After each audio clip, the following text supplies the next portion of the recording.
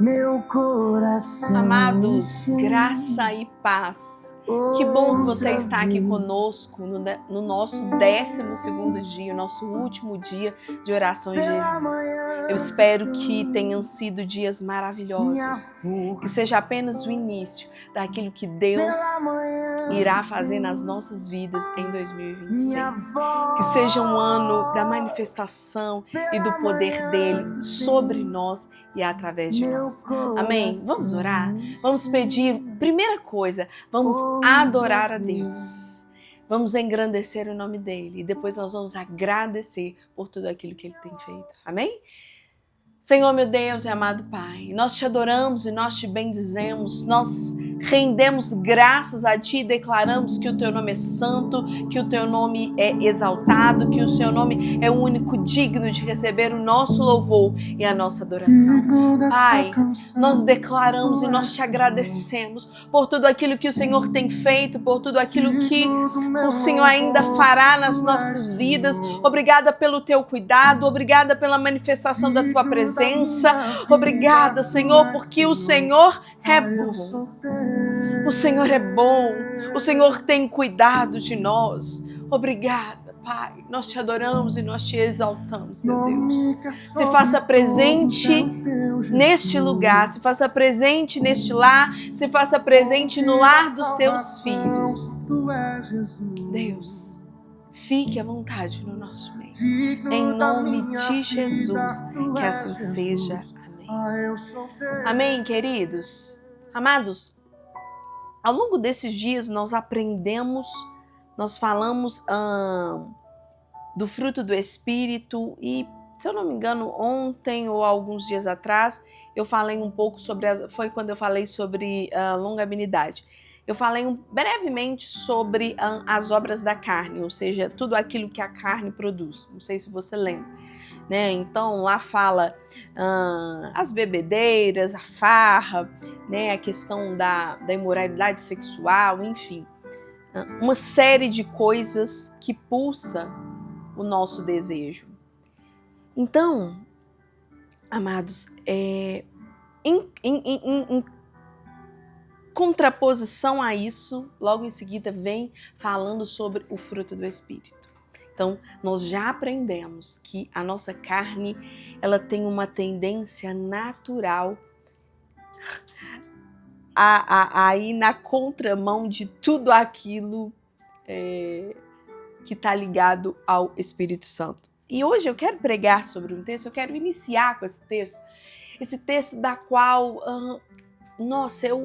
durante a minha vida e na minha trajetória com Deus, eu ouvi meu pai pregar sobre esse texto inúmeras vezes. E hoje, né, depois de tantos anos, eu consigo ter uma compreensão muito melhor, né, daquilo que eu ouvi ele pregar aos longos anos que eu tive o privilégio de ouvi-lo, né? Esse texto está no livro de Mateus, capítulo de número, deixe-me ver, 6.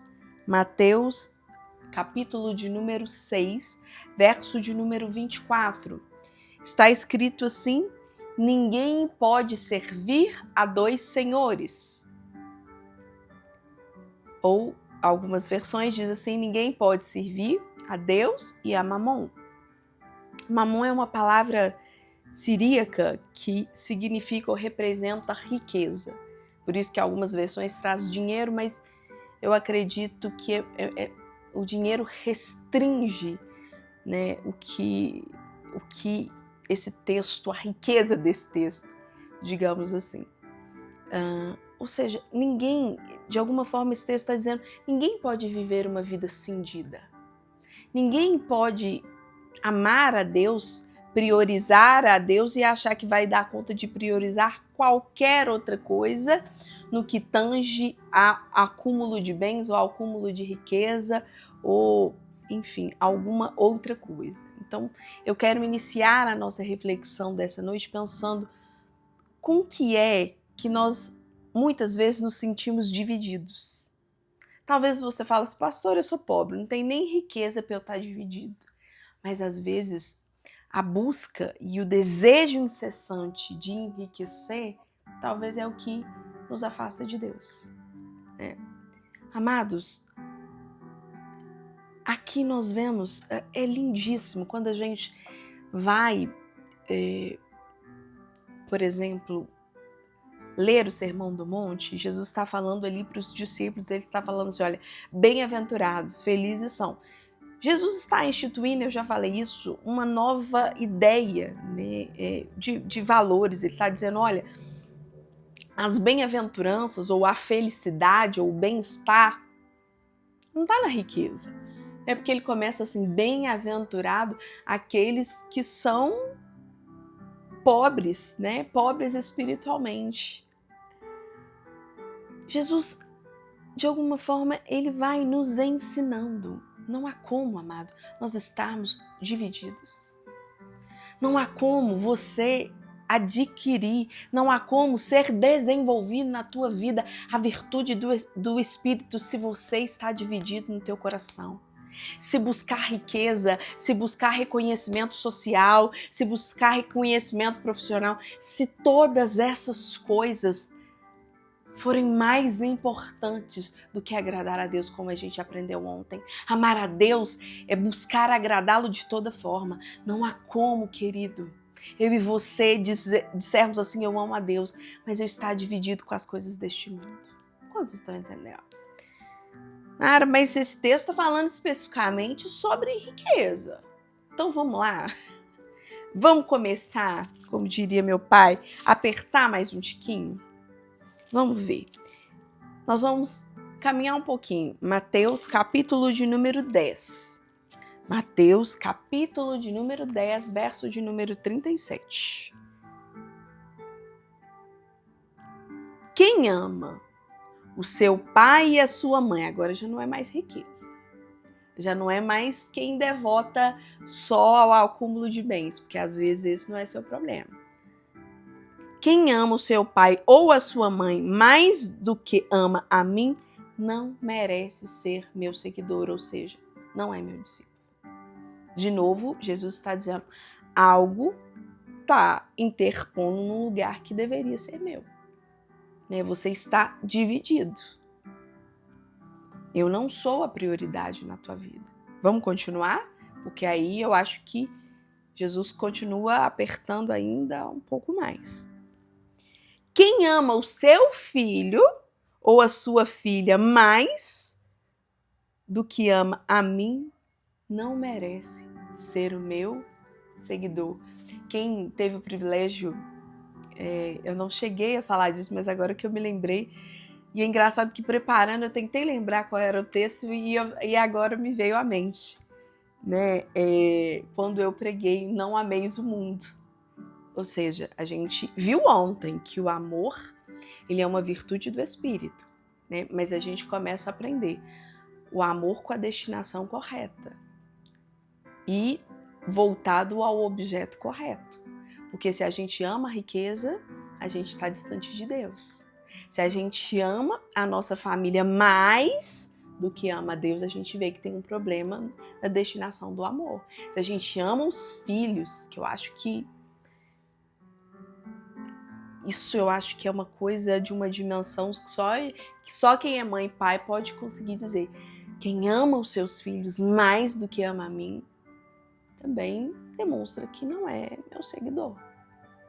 Porque ele tem outras prioridades, ele está dividido com as coisas deste mundo.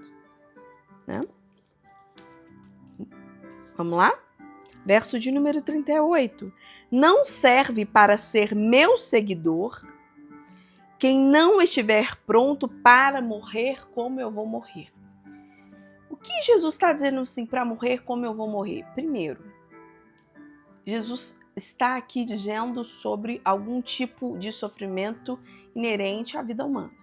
De fato, a gente encontra também possibilidades para interpretar esse texto. Olha, se você não está disposto a nenhum tipo de sofrimento, você também não pode ser meu seguidor. Né? Mas mais do que isso, é preciso entender assim, pelo que Jesus morreu. Jesus morre carregando o pecado de toda a humanidade. Então, a morte de Jesus, ela é uma representação de um corte com o pecado. Encerra-se a vida de condenação pelo pecado e se vive a possibilidade de salvação pela graça. Entenda isso? Eu espero que... como eu gostaria de ver e olhar para vocês agora. Para ver se vocês estão conseguindo me entender. Olha o que ele está dizendo. Se você não estiver disposto a abandonar a sua vida de pecado, se você não estiver disposto a abrir mão das obras da carne, se você não estiver disposto à renúncia, se você não estiver disposto a uma vida de abnegação, a uma vida muitas vezes que te expõe à privação, porque o tempo todo a gente vai ver isso na palavra de Deus. O apóstolo Paulo fala isso. Olha, eu sei viver com muito, mas eu também sei viver com pouco. O próprio Senhor Jesus vem dizer aqui, olha, quando ele fala para os discípulos, olha, não leve bolsa, não leve matula, não leve alforge. O tempo todo Deus está dizendo assim, olha, se você não estiver disposto a viver algum tipo de privação, você não serve para ser meu seguidor. Amados, que isso esteja claro na tua mente. Não é porque você é filho do rei dos reis, que você não está suscetível a passar por dificuldade. A maior falácia que a gente encontra, a maior falácia que nós temos hoje com o advento da teologia, as correntes neopentecostais, é que fala que não há possibilidade de pobreza ou de privação ou de dificuldade na vida do cristão. Né, que prega uma ideia de riqueza que vai exatamente na contramão da palavra de Deus. Quando a Bíblia fala assim, ninguém pode servir a dois senhores, está dizendo, ninguém pode servir a duas ideias, a duas concepções que são antagônicas, que são opostas entre si. Não dá. Amado, não dá para você dizer que ama a Deus e o alvo da tua vida for enriquecer. Não dá para você dizer que ama a Deus e você investir tanto tempo na vida dos negócios ou na vida profissional e não há dedicação com o teu cultivo espiritual. Se a gente está fazendo isso é porque tem algo errado em como a gente compreende e como a gente tem se relacionado com Deus. E nós temos feito isso porque nós aprendemos assim, nós somos ensinados assim. Eu falo que, graças a Deus, que eu ainda tive uma pregação do Evangelho na minha vida, muito voltada para o reino. Mas aí eu ainda assimilei uma cultura gospel, vou dizer assim, que não cristã. E muitas vezes a gente se perde. A gente se perde nesse monte de evangelho que não é evangelho. Nesse monte de ministração, dizendo que você vai romper, que você vai vencer, que você vai prosperar. E a palavra de Deus para as nossas vidas hoje é, olha, ninguém pode ser verdadeiro discípulo de Cristo se ele não abnegar de si mesmo. Não há como ser verdadeiro discípulo de Cristo sem dizer não, muitas vezes não, para pessoas que nós amamos de verdade, como o nosso pai, nossa mãe, ou o nosso cônjuge, ou os nossos filhos. Existem mulheres que são totalmente devotas aos seus filhos a ponto de negligenciarem a sua fé. E Jesus está te dizendo nessa noite, Deus está dizendo nessa noite, você não pode ser a minha seguidora se você não estiver pronto a romper e deixar que eu de fato seja a prioridade na tua vida. Amado, entenda uma coisa, de modo nenhum eu estou fazendo apologia a uma paternidade, a uma maternidade negligente. Não é isso que eu estou dizendo. Eu estou dizendo de quando o nosso amor e o nosso afeto é muito mais voltado às coisas deste mundo, aos filhos, ao dinheiro, a qualquer outra coisa que não a Deus. A gente deixa de fazer a vontade de Deus para fazer a vontade dos pais, dos filhos, ou do cônjuge, enfim. E aí há um problema. A gente começa a se perder no nosso amor a Deus. Ou a gente mostra a fragilidade do nosso amor a Deus. E eu quero ler o verso de número 39. Quem procura os seus próprios interesses nunca terá a vida verdadeira. Amado,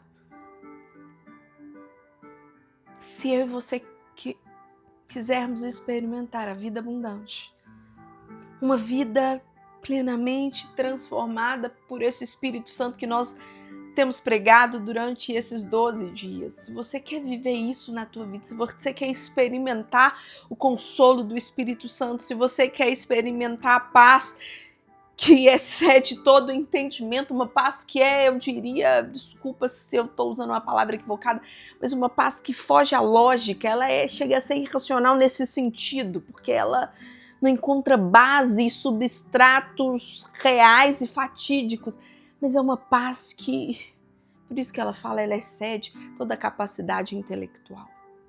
Se você quer experimentar da satisfação e das bem-aventuranças, né? Preste atenção, quando Jesus fala bem-aventurados pobres, pensa, ele estava falando para os seus discípulos. E os discípulos olhando e vendo a multidão da qual eles faziam parte, numa dificuldade, com privação de alimentos, pensa o que Jesus estava dizendo. Jesus estava convidando aquelas pessoas a entenderem muito mais além do que os nossos olhos carnais podem enxergar. Muito além do que a nossa mente, a nossa cognição, ela pode captar ou compreender. Jesus estava convidando aquelas pessoas a viver o sobrenatural, aquilo que não se pode ou não se consegue colocar em palavras. Jesus estava convidando aquelas pessoas, alguns autores falam isso, eu sei que é difícil para entender, mas ele fala de uma união mística, né? O que ele está dizendo assim? Uma junção com Cristo. Em vários versículos a gente vê falando assim, aquele que está unido com Cristo. Ele está tão colado com Cristo, ele está tão misturado, entrelaçado com Cristo, que eu olho para ele e eu vejo Cristo. É isso. É isso que Jesus estava convidando aquelas pessoas. Aprendam a olhar com novos olhos, aprendam a enxergar as coisas para além deste mundo. Vivam, aprendam de mim, me conheçam, se relacionem comigo e, consequentemente, a virtude do Espírito Santo estará em mim, estará em você. Amado, que você saia desses 12 dias compreendendo a sua necessidade de mudança, a minha necessidade de mudança. Que você pense assim, Deus, onde é que eu estou dividida? Onde é que eu estou dividido? Onde é que eu estou falhando? E o que eu tenho permitido ser prioridade na minha vida que não, Senhor? Às vezes não é o filho, a filha, às vezes é você mesmo. Às vezes somos nós mesmos. Por isso que é tão engraçado que ele cerca tudo o que é mais importante na vida dos homens. Que eu falei do dinheiro, a gente sabe que tem uma classe, e eu falei de coisas importantes. Jesus fala de coisas importantes. Aí ele começa a tocar na família. Olha, pai, mãe, filho. E aí ele falou assim, se não for nada disso, então tem um outro ponto, que é você mesmo, aquele que busca os seus próprios interesses. Amados, se nós fizermos uma avaliação, eu tenho certeza que a gente vai ver que em algum ponto a gente está negligenciando Deus em prol de alguma coisa que nós temos ou estamos tomando como mais importante. Que neste dia você seja grandemente abençoado. Que a tua mente se abra e que um desejo ardente pulse no teu coração. Fazer a vontade do nosso Pai. Amém. Quero orar por você neste dia e consagrar nosso último dia de oração e jejum. Amém? Curve a tua cabeça. Eleve o teu pensamento a Deus agora. Permita que Deus toque na tua vida neste momento. Senhor, meu Deus e amado Pai, obrigada por esses 12 dias em que compartilhamos uns com os outros mais de Ti. Deus, que sejamos como um solo fértil, em que a Tua palavra frutifique, em que a virtude e as virtudes do Teu Espírito Santo seja implementada em nós. Pai, que haja em mim e na vida dos meus irmãos amor, alegria, paz, bondade, gentileza. Que haja paciência e longanimidade, que haja mansidão, domínio próprio e que sejamos fiéis. E que a nossa fé seja vitalizada e revitalizada no amor. Pai, nós queremos ser transformados. Nós queremos estar tão unidos com Cristo, tão unidos com Cristo,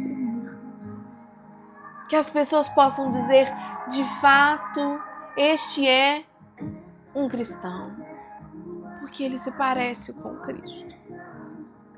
Ele não é só mais um enganador. Ele não é como os líderes religiosos, que a prática de vida era incompatível com as palavras. Mas, Pai, que o Teu Evangelho não esteja somente nos nossos lábios, mas que esteja no nosso modo de viver, de comportar, de tratar uns aos outros. Que o Teu Evangelho seja praticado cotidianamente por cada um de nós. Deus, que sejamos mais amorosos, mais bondosos, que tenhamos mais paz, que a Tua alegria e o Teu gozo transborde, que a Tua alegria seja tão impactante, essa alegria que é uma alegria sobrenatural, que ela alcance as pessoas que estiverem ao nosso redor. Deus, que sejamos disciplinados, que o nosso temperamento seja controlado e governado como convém, para que não percamos a linha. Pai, que sejamos tardios em irar. Pai, que não sejamos apenas bons na prática de boas obras, mas que também haja gentileza, que possamos tratar a cada ser humano como uma criatura feita pelo Rei dos Reis, pelo Deus que criou todo esse universo. Deus, alcance agora a vida dos Teus filhos. E nesta noite e neste dia, nós declaramos a nossa jornada de 12 dias concretizadas. Aqueles que fizeram jejum, que neste momento estão aqui também entregando o seu jejum. Pai, com a autoridade do Teu Espírito Santo, eu declaro a vida dos Teus filhos abençoada, em nome de Jesus. Amém. Amém, querido, que você seja abençoado. E se você tem algo para compartilhar durante esses 12 dias, o quanto Deus falou com você, fique à vontade, grave um áudio, grave um vídeo, compartilhe.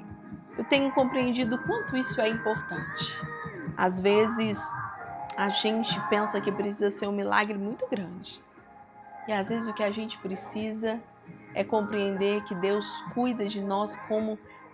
Eu falo isso desde a minha adolescência, né? Os meninos que estão comigo desde a adolescência sabem, porque Deus cuida de nós também nas pequenas coisas. Amém? Deus abençoe grandemente a tua vida. Graça e paz.